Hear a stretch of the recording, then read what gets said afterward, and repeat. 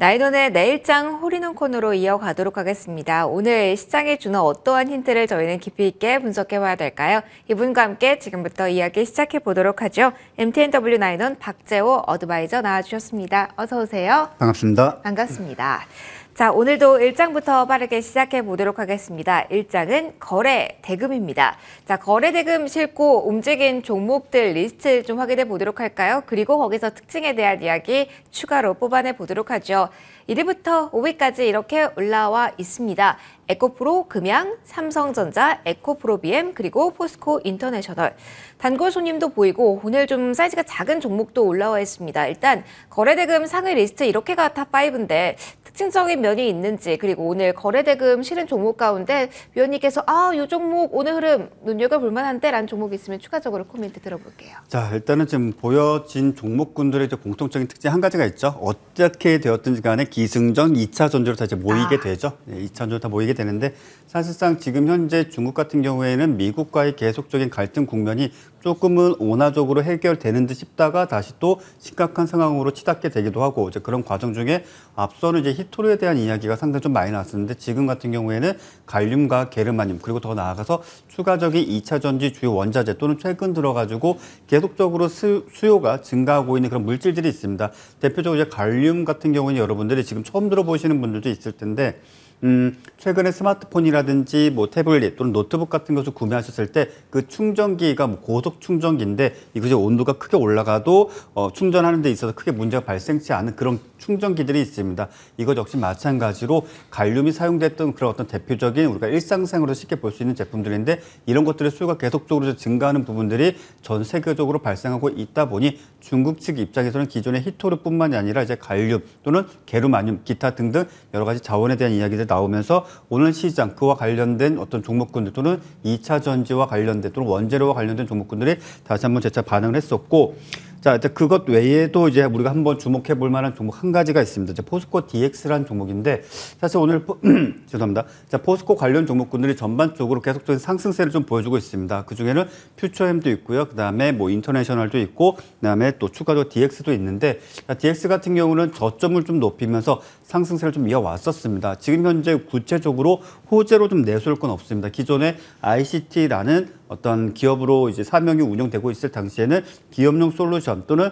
기업에서 사용하고 있는 인트라넷에서 사용되고 있는 그런 어떤 프로그램을 개발, 공급 또는 이제 포스코 내에서 활용을 하기가 이제 급급했는데, 사실상 지금 사명 변경 이후에는 뭐 스마트 팩토리라든지 또는 산업용 로봇 또는 그 더 나아가서 소프트웨어 또는 솔루션까지도 전방위적으로 일단은 진출을 할 것이고, 구체적으로는 2025년 전후로는 사실상 추가적인 어떤 매출, 영업이익도 충분히 기대해 볼 수 있다라는 이야기가 나오게 되면서 사실상 좀 큰 기대감을 좀 모으고 있고요. 한 가지 조금 아쉬운 점은 상방으로 놓고 봤을 때 이제는 정말 19,000원대를 돌파를 해줘야 됩니다. 이제 19,000원대를 돌파함과 동시에 거래대금도 지정과 좀 비교를 하게 된다면 최소 5천억 원, 많게는 1조 원에 육박하는 거래대금 좀 발생하게 된다면 다시 한번 시세를 또 추가적으로 끌고 나아가는 저점을 높이는 흐름을 좀 기대해 볼 수 있을 텐데, 일단 19,000원까지의 어떤 충분한 거래대금, 거래량이 발생하지 않는다면 뭐 당일 청산 또는 1박 2일의 스윙 정도로만 대응하시고, 앞서 말씀드린 대로 19,000원을 돌파하는데 대량의 거래대금까지 수반된다면 그때는 좀 끌고 나아가시는 전략도 유효하다라고 정리해드리겠습니다. 19,000원이 돌파하는지를 확인하고 추가적인 대응 전략을 꾸리는 게 중요하다라는 코멘트 기억해 주시고요. 오늘 거래대금 싣고 움직인 종목 가운데 한 종목 추가적인 코멘트 드렸습니다.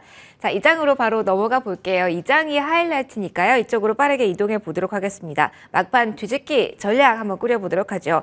자, 오늘 시장을 보면은 종목별 쏠림 현상도 강하고 종목을 정말 잘 선택해야지 지수의 조금은 지루함을 벗어낼 수 있는 환경이다 보니까 궁금합니다. 자, 동시효과 이용해서 베팅해볼 종목 좀 들어보도록 할게요. 오늘 어떤 종목 눈여겨볼까요? 일단 아무래도 시장 전반적으로 지난 일주일간, 2주일간 많은 분들이 피로감을 느낄 정도로 개별주들이 순간적으로 급등했다, 급락했다. 정말 말 그대로 정말 이런 종목을 다가 어떻게 대응을 해야 될까 고민을 좀 많이 하셨을 텐데, 자, 어제와 오늘에 이어서 일단 전체적으로 지수주들이 저점을 좀 높여주는 모습들을 전방위적으로 좀 보여주고 있습니다. 그렇기에 여러분들께 모처럼 중소형 개별주가 아니라 그래도 좀 끌고 가볼 수 있는 종목을 좀 말씀을 드리도록 하겠습니다. 자, 종목명은 대한항공입니다. 자, 대한항공 같은 경우는 조금 아쉬운 점은 제가 이제 프로그램 원래 스케줄대로라면 앞서 월요일 정도에 출연했으면 그때 말씀드리고 오늘쯤이 아마 수익이 좀 크게 나셨을 텐데 뭐 이제라도 여러분께 다시 한번 좀 말씀을 드리도록 하겠고 아마도 많은 분들이 이제 휴가 시즌이 시작되신 분들도 있을 거고 또 이제 시작을 앞두고 계신 분들도 계실 텐데 아무래도 국내외 상당히 이제 지금 비행기를 좀 많이 타시는 분들도 많이 늘어나고 있고 특히나 어제 같은 경우 또는 특히 더 나아가서 국내 노선조차도 지금 현재 상당히 저가 항공사들이 정말 막대한 물량을 좀 내놓고 있고 티켓 판매량도 상당히 좀 급증을 하고 있다라는 이야기가 전해지고 있습니다. 해외에는 뭐 두말할 것도 없이 계속적으로 이제 계속 매진이 이어지고 있다는 이야기도 나오고 있고요. 더 나아가서 지금 항공 쪽 같은 경우는 해상 쪽보다 항공 쪽 물량이 어찌 본다면 경기가 상당히 좀 불황 상황에서 그래도 좀 개선되는 기미가 돌아서게 되면서 상당히 직구라든지 아니면 해외 쪽에서 이제 원자재라든지 어떤 장비 쪽과 관련돼서도 해상보다는 지금 항공 쪽으로 지금 계속적으로 수입이 들어오고 있다라는 이야기도 전해지고 있고 또 이런 부분들이 계속적으로 호재로 작용할 가능성이 커 보입니다. 자, 일단 오늘 종가가 25,700원인데 일단 크게 이변이 없다라면 24,500원을 지켜준다라면 일단은 해당 부분에서 좀 물량 모아가시는 전략이 가장 나을 것이고 손절가는 좀 타이트하게 24,000원 제시해드리도록 하겠으며 목표가는 일단은 단기적으로 3만 원 제시해드리도록 하겠습니다. 오랜만에 항공주 가운데서도 대형주 소개해 주셔서 대한항공 같은 경우는 이 점도 궁금할 것 같아서 추가적으로 이 포인트만 질문 드릴게요. 합병 관련해서도 많이들 기다리셨을 텐데 대한항공과 아시아나항공 합병 승인 결정이 이후 측에서 또 연장됐잖아요. 관련된 리스크는 없는지 궁금해요. 좀 길게 보는 종목이다라고 말씀을 해주셔서 그 포인트는 어떻게 저희 정리할까요? 일단 합병과 관련된 이야기는 결국에는 통과가 될 것이다라는 것이 중론이긴 합니다. 아무래도 과독점에 대한 이야기가 있다 보니까 우리가 냉정하게 본다면 기존 대한항공만으로도 전 세계 항공시장에 있어서 우리나라의 대한항공이 탑5 안에 들어갈 정도로 이제 막대한 규모를 자랑하고 있었는데 거기에 아시아나까지 사실상 흡수를 하게 된다라면 견줄 수 있는 그 항공사들이 크게 없다라고 해도 될 정도로 막강한 그런 어떤 위치에 올라서게 됩니다. 더 나아가서 대한항공 같은 경우에는 지금 현재 뭐 여행 계획을 수송하는 것뿐만이 아니라 사실 그 정도의 사업은 전체 사업 파일을 100을 놓고 봤을 때 20밖에 되지 않고 나머지 80은 사실상 항공 운송 이런 부분들에 있어서 많은 매출과 영업이익을 기록을 하고 있는 기업이다 보니까 이런 부분들에서 각 국가들이 이거 과독점이다. 사실상 독점으로서의 가능성도 있지 않겠느냐. 이제 이런 이야기가 좀 나오고 있는데 아마 시간이 조금 문제일 뿐이지 지금 현재 한진칼이라든지 대한항공 측에서도 이런 부분들은 충분히 해결할 것으로 보여지니까 시간이 좀 문제다. 다만 조금 기다려보자 이렇게 좀 정리하겠습니다. 실적 성수기라는 시기에 조금 더 집중해 보자라는 포인트 다시 한번 강조해 주셨습니다. 대한항공에 대한 이야기 들어봤고요. 자, 오늘 장 마무리한 후 추가적으로 종목에 대한 이야기 이어가도록 하겠습니다. 오늘 장에 코스피 쪽은 하락으로 코스닥 쪽은 빨간불 켠 구간에서 마무리 대기하고 있는데요. 외국인의 오후 수급 변화 있네요. 수급과 종목에 대한 이야기 한 번 더 정리해 드리겠습니다. 일단 오늘 7월 5일장 이렇게 마침표를 찍겠습니다.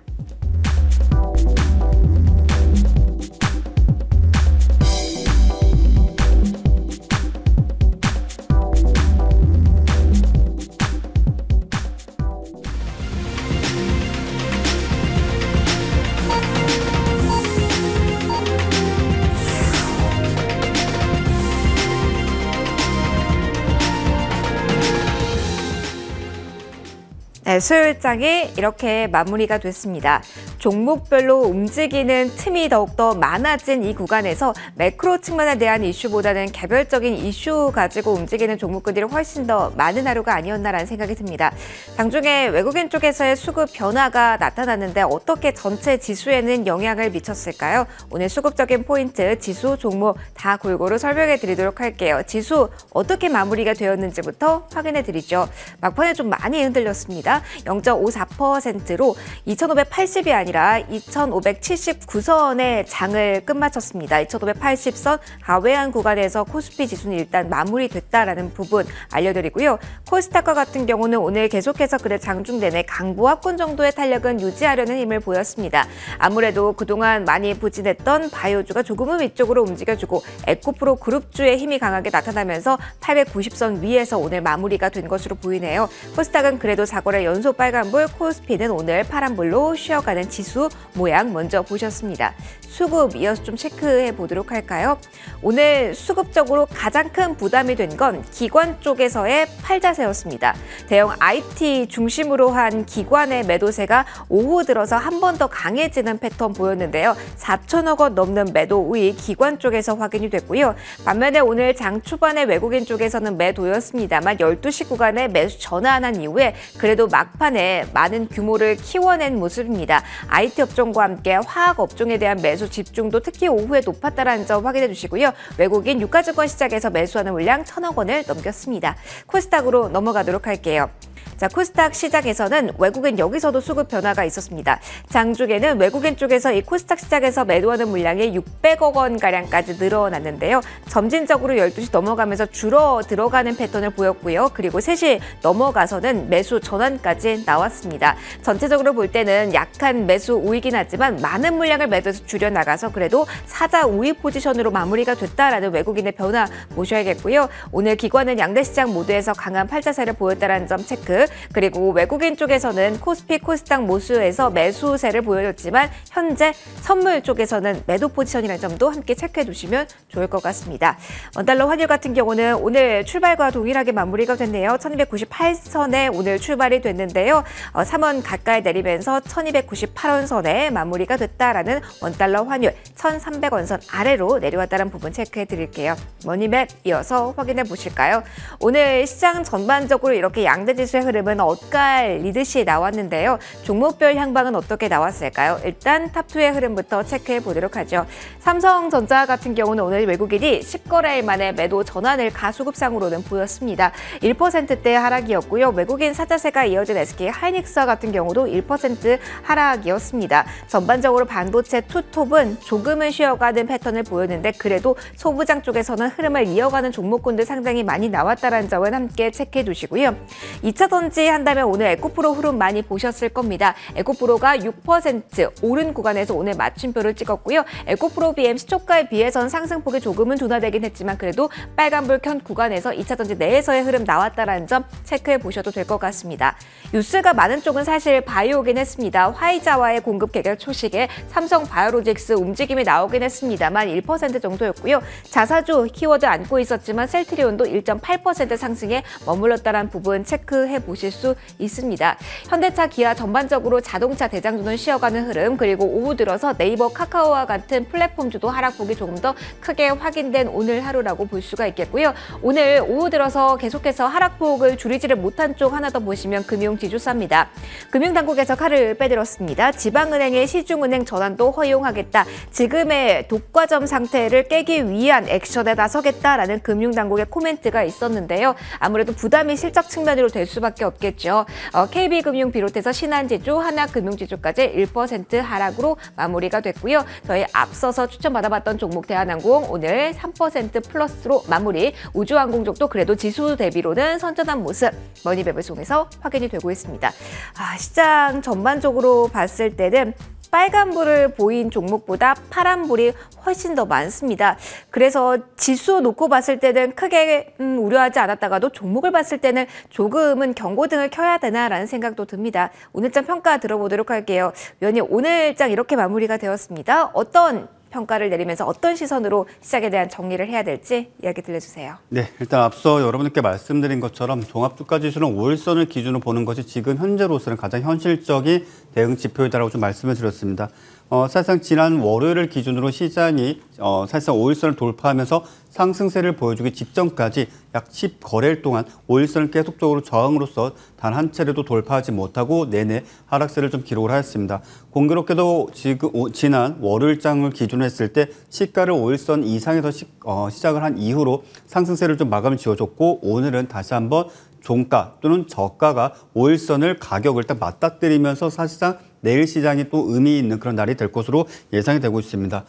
사실상 특별한 사정이 발생하지 않는다라면 금일, 오늘이죠. 오늘 미 증시의 어떤 방향성이 직접적으로 어떤 내일 증시에 영향을 좀 미칠 수 있을 것으로 보여지는데 현재까지는 미 증시에 악영을 미칠 만한 어떤 악재라든지 변수는 없기 때문에 긍정적인 뷰를 좀 가지셔도 되겠다라고 좀 말씀을 드리겠고 아무래도 종합주가지수 또는 코스닥지수 역시 마찬가지로 단기 고점을 돌파하지 않는 또는 하지 못하는 범주 내에서 시장이 횡보를 하다 보니까 많은 종목군들 역시 마찬가지로 직전 고점 또는 전일 고점, 하다못해 당일 고점을 저항으로서 돌파하지 못하고 이내 밀리는 또는 하락을 하는 경우가 동시다발적으로 발생을 하고 있습니다. 그렇기 때문에 제가 여러분들께 딱 한 가지만 좀 부탁을 드린다면 되도록이면 돌파 매수를 좀 자제하시고 돌파를 하더라도 그 돌파가 이후에 즉 저항 가격 돌파 이후 그 이후에 그 가격이 지지되는 모습을 최종적으로 확인하시면서 거래하시는 것이 그나마 현실적으로 손실을 줄이고 수익은 키울 수 있는 전략이 될 것이다. 이렇게 정리해드리겠습니다. 지금 시장에서는 현실적으로 어떠한 전략을 가지고 대응해야 되는지에 대한 팁까지 같이 공유해 주셨습니다. 저희 시장 좀 많이 빠르게 바뀌는 구간이니까요. 종목 AS도 좀 이어서 진행을 좀 해보도록 하겠습니다. 일단 지난주 목요일에 주신 아비코전자 어제까지 신고가 달리면서 17%대 수익률을 달성한 종목입니다. 오늘 좀 쉬어가긴 하는데 조금 점검을 받고 싶습니다. 아무래도 이렇게 반도체 볼 때는 투톱의 흐름 같이 보실 텐데 오늘 약간 쉬어가다 보니까 DDR5 모멘텀까지 종목 조금 더 갈까라는 생각들 많이 하실 것 같아요. 계속 룸 열어놓고 홀딩 할까요? 어떻게 보십니까? 일단 아비코전자뿐만이 아니라 이제 반도체 종목군들 같은 경우에는 일단 호재가 계속적으로 나오고 있습니다. 근데 이것이 막강한 우리가 이제 소위 최근에 봤었던 종목이 무슨 뭐를 수주했다더라 이러면서 상한가를 간다든지 아니면 무엇이 예상되어 있다더라 하면서 뭐 급등을 한다든지 이런 흐름이 아니라 점진적으로 저점을 높이는 추세적 상승세를 이어가고 있다는 것입니다. 일단은 이런 상황들이 당분간 지속이 되면은 반도체 섹터와 관련된 아주 긍정적인 뉴스가 붙어주기만 한다라면 매우 강력한 시세도 충분히 기대해 볼 수 있다라고 좀 말씀을 드리겠고요. 앞서 말씀드린 대로 뭐 DDR5라든지 HBM, GPU 또는 더 나아가서 NPU까지 이런 모든 것들을 총망라해서 지금 현재 뭐 메모리뿐만이 아니라 비메모리까지도 지금 계속적으로 수요가 증가하고 있으니 당분간 반도체에 대해서는 그래도 긍정적인 뷰를 좀 가져가실 필요도 있겠고 아비코전자 역시 마찬가지로 단기 매매하시는 분들이야 뭐 매도하셔도 상관이 없겠지만 길게 보시는 분들은 더 끌고 가셔도 된다 이렇게 정리하겠습니다. 그러면은 매물대가 좀 있습니까? 아니면 21,000원까지는 순항할 것이다라는 생각을 가지고 들고 있어도 될까요? 지금 시장의 종목군들은 순항하는 종목은 없죠. 어쨌든 간에 윗꼬리는 한번 좀 길게 달아주거나 투매가 나오는 경우가 다반사로 발생을 하니까 트레이딩에 익숙하지 않으신 분들은 일단 끌고 가시는 거 가장 정답이고 트레이딩에 익숙하신 분들은 매수매도 적절하게 제가 늘 말씀드리고 또 다른 채널을 통해서 보여드리는 것대로 진행을 하시면 되겠습니다. 알겠습니다. 중간 점검이 어느 때보다도 중요한 시기인 것 같아요. 그래서 한 종목 빠르게 더 받아보도록 하겠습니다. 포스코 인터내셔널 사실 거래대금 실은 종목에도 이름이 올라왔는데 여기에서 AS를 하려고 저희 남겨놨습니다. 두 번이나 추천을 높은 자리라고 생각됐던 위치에서 주셨습니다. 5월, 6월. 그래서 늦게 들어가신 분들도 한 30% 그리고 5월부터 들고 계신 분들은 60% 수익률을 달성하셨을 텐데 궁금합니다. 역사적 신고가 자리인데요. 계속해서 시장의 관심을 받을 수 있을지 이 포인트 정리 좀 부탁드릴게요. 이제 말씀하신 바는 시장에 관심 받을 수 있을지가 이제 포인트라고 한다면 관심을 안 받더라도 이 종목 그냥 갈 것 같습니다. 왜 시장에서 그런 종목들 있죠? 네. 그냥 한 달 지나서 차트 열어보니까는 이게 벌써 이렇게 올랐어? 약간 이런 종목군들이 있을 겁니다. 아마 그러한 종목 중에 하나가 되지 않겠는가라고 좀 말씀을 드리겠고요. 시장에서 관심을 받을 때는 어쩔 수 없이 거래 대금이 크게 발생한 날. 그 외에는 조금씩 저점을 높이다가 크게 양봉 하나 뽑아주고 또 조금씩 저점을 높이다가 또 양봉 하나 터져주고 이런 식의 패턴을 보여줄 가능성이 매우 높은 그러한 종목이니까 사실상 보유하고 계신 분들 끌고 가셔도 될 것이고 단기 매매 병행하시는 분들은 단기 매매 거래 실일 때 비중 베팅 하셔가지고 큰 수익 누리시면서 당일 청산 대응하시면 되겠다라고 정리하겠습니다. 알겠습니다. 기분 좋은 AS가 아니었나 싶습니다. 자, 여기까지 듣고 저희 코너와 함께 전체 프로그램도 인사드리면서 마무리 짓도록 하겠습니다. 내일도 시장에 대한 대응 전략에 대한 고민 마감은 저희와 함께 해주시고요. 오늘은 여기서 인사드리도록 하겠습니다. 박주호 어드바이저와 함께 인사드릴게요. 오늘도 함께 해주시고 시청해주셔서 고맙습니다. 내일 뵐게요.